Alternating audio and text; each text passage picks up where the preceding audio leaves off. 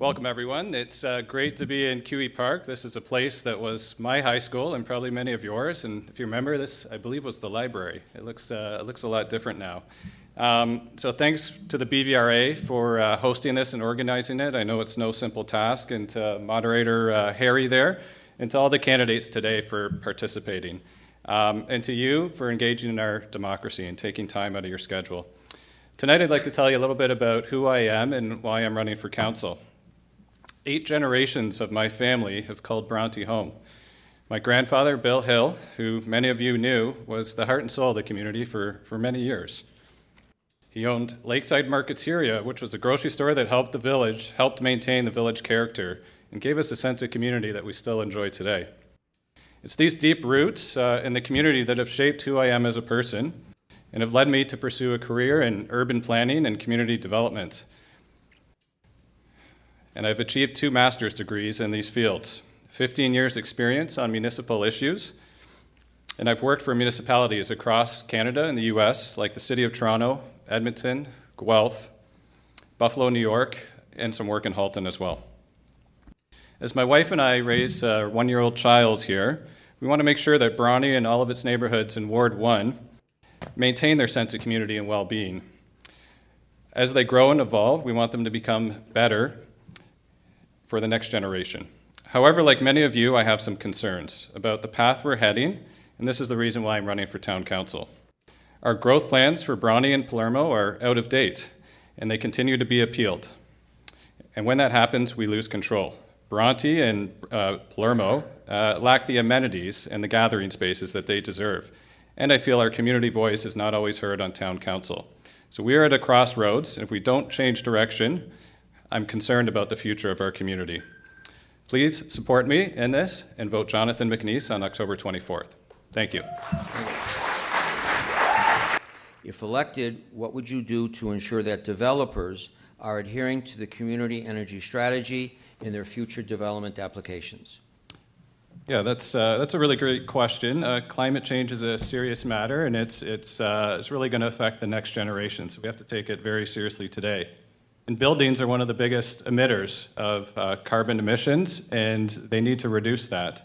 And there's many good examples out there. You look across the country, especially on the West Coast, and they're going above and beyond to get their emissions down in buildings. You even drive up to Guelph, Ontario, and you see many houses plastered with solar panels on top, and we don't see that here. So I think, we have a plan, but we need to see more action, and it shouldn't be voluntary. There's pieces of the building code that encourage timber frame construction. That's a great example. It's something that stores carbon in a building, so it embodies carbon. It's sort of doing us a favor. As well, it allows houses to get to market quicker. And then, it actually reduces the price. One of the most detrimental things to the environment is concrete and glass buildings. It's so extractive and it has to travel so far.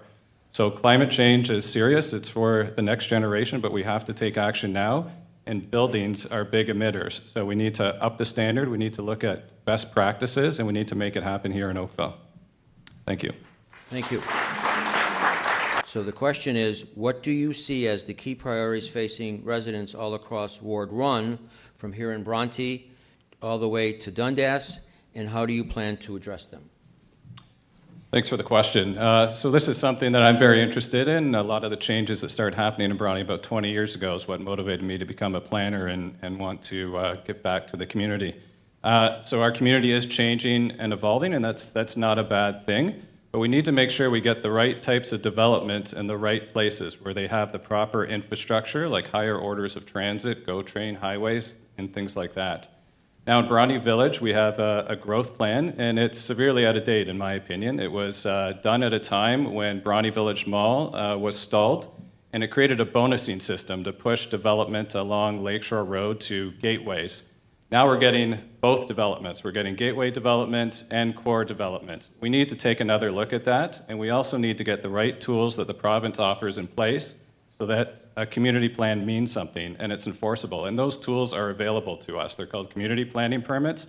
Many places are using them, and they're working. So we need to do that. Up in Palermo, Growth is coming from the west above Dundas, and many mistakes have been made north of Dundas. Even the planners admit it. It was a style of development that has not been successful. The rapid transit is not up there to accommodate the smaller streets, so that needs to be looked at as well.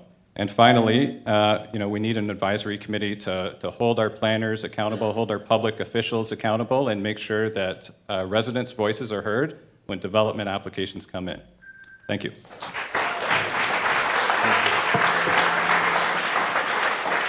Thank you.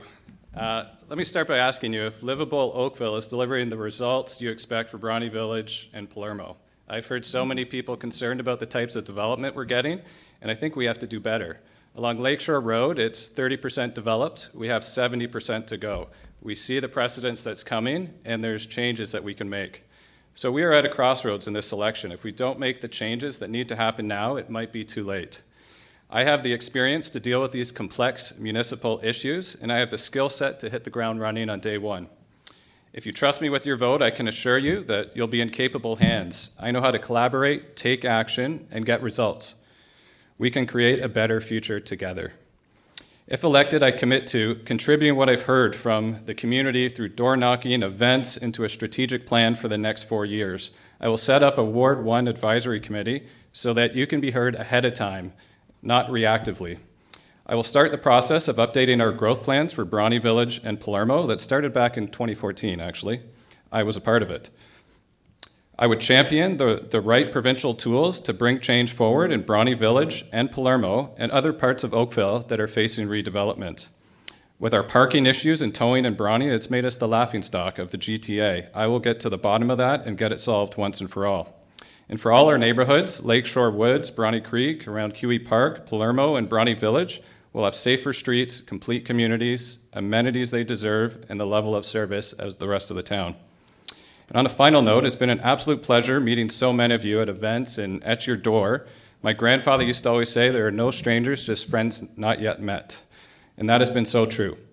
If elected, I commit to keep on meeting with you throughout the term of council, and I will stand up and advocate for you. It would be a privilege to serve for you, but I need your vote on October 24th so that our community can reach its full potential and not miss out on opportunities. I'm confident we can do this together. Thank you.